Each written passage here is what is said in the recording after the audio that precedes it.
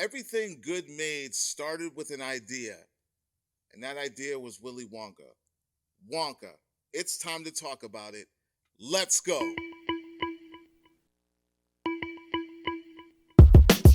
What's going on, everyone? Welcome to Klepcx FM, brought to you by CritiX.com, a place where we talk about movies, television, and pop culture. And if you're into that kind of thing, make sure you hit that subscribe key and that notification bell so you can be up to speed about everything that I talk about here. Now, ladies and gentlemen, boys and girls, I have had the opportunity to check out the latest iteration of Roald Dahl's Willy Wonka, shortened a bit to just Wonka. That's right, Wonka, directed by Paul King, the director of the great Paddington movies. If you are a fan of those, there is a third one coming out, so look out for that. And this is based on the Roald Dahl novel, the original, which was in 1971, which starred Gene Wilder, and then was remade by Tim Burton and Johnny Depp in 2005, which we received mixed reviews for with a lot of people. But now we're here. It is 2023, and we have a new Wonka, a new Willy Wonka,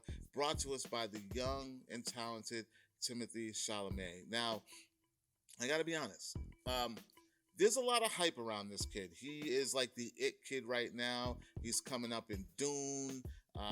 Now he's in this Wonka thing. He's got some other things coming out. Like, people are really rooting for this kid to be like the next big thing. And for a while, for me, it was a little bland.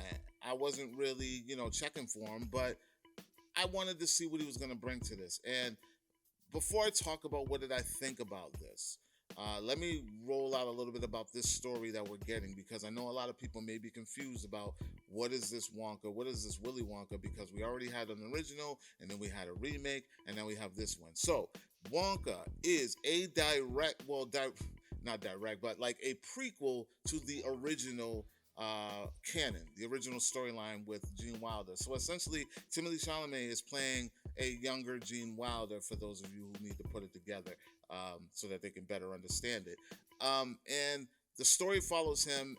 It's an origin story, complete origin story. We get his introduction to the place where the factory will be, created and built. We get an introduction to, his chocolate making. We get an introduction to his first time meeting the Oompa Loompas. We get an introduction to the chocolate river, so to speak. So yeah, this thing follows the very beginnings of Willy Wonka's story, and it primarily falls around him being a newcomer and outcast into this town. He gets into a little pickle that he needs to get himself out of, and some friends that he meets along the way. And he resorts to doing what he knows best, and that's creating and selling chocolate in order to fix the situation. Cute story, by the way. Very, very well written, which was written by Paul King and another gentleman. His name escapes me, and I apologize for that. But I know Paul King penned a lot of this, so as well as directed. And I thought that the story was very cute. It's very fun. This is more musical than you may expect.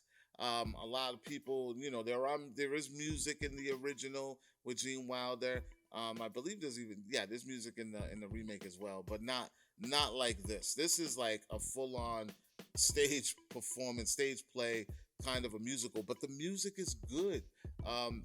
It's not nothing to shake at. You know what I mean? Like it's really fun.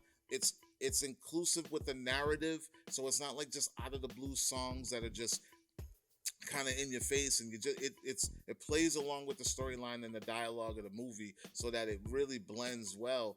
And I had a really good time listening to the music portion of this. Now, speaking of what did I think, and shout out to Joby Talbot, by the way, because he was the musical composer for this film, and you get a lot of the music from the original as well, blended in with this with a lot of new music. So shout out to him for that. So what did I think about Wonka overall? Which, like I said, it stars Timothy Chalamet. Olivia Colman is in this, who I fell in love with in Secret Invasion. My favorite character in that entire series. I know it was only 6 episodes, but for me, she steals the show in that. I know she's from other things, but my first introduction to Olivia Colman was in Secret Invasion on Disney Plus, Marvel, of course. And Listen, she's in this and she is knocking it out the park. Who else is in this? We got Kyla Lane.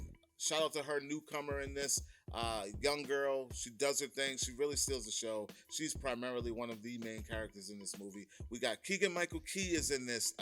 Hugh Grant in this as well. And we're going to talk about Hugh Grant's character in this because I have some feelings about Hugh Grant in this particular film.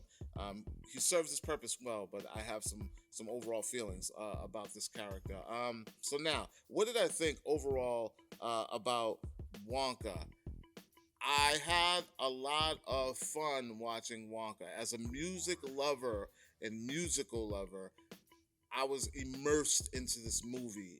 It could have been the setting, the Dolby sound. It could have been anything. Just the stadium feel of this entire movie and the scale of this movie. It's fun. It's a good time. It's a toe tapper. I couldn't resist. I had a lot of fun. Timothy Chalamet. I know I had weird feelings about this kid. He's special. He is special. I will tell you that. He barely does anything, but does so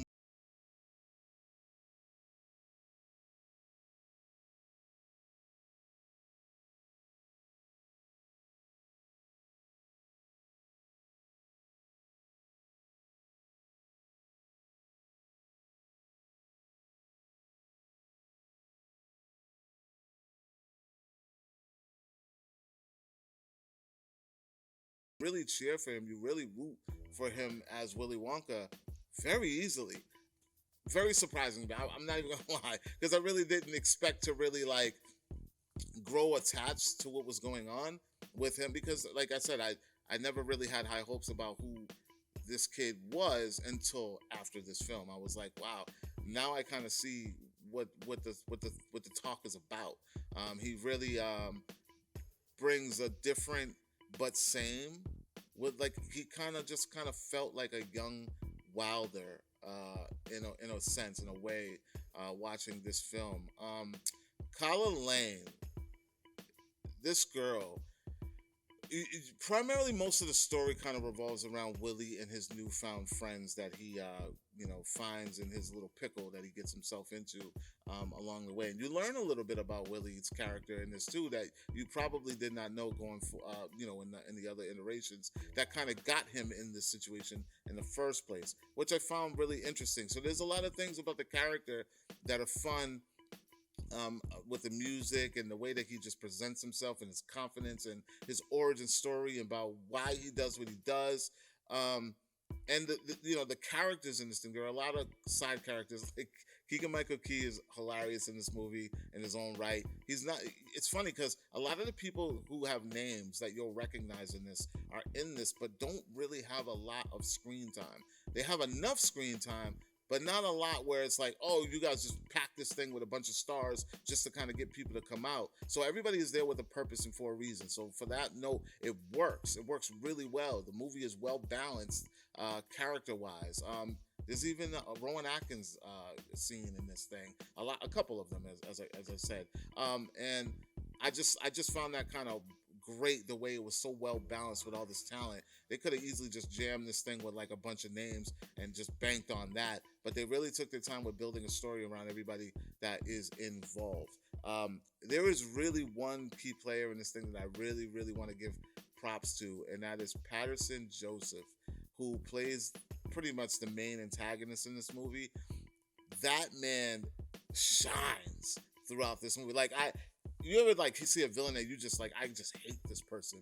Like I loathe everything about him. Like he Olivia Colman is somewhat of an antagonist in this film too, but him, yeah, I've never really seen him in anything else, but watching him in this, I'm like, wow, this guy, he's great. He's just great at what he's doing in this movie. I found it to be fun. I liked it. Was over the top. It's a lot of it is over the top because it's very theatrical and it's for the kids. It's for the kids. And I think that he does a really good job. Now let's talk about Hugh Grant, who's probably the biggest name in this entire film. Yeah, let's just say that. Who in the trailer we all see as the Oompa Loompa, the classic Oompa Loompa that we are familiar with from the 1971 version of Wonka. Um, it looks good in the trailer. It looks phenomenal. It looks hilarious. It looks fun. But he's on the screen a lot, and that CGI is a little wonky.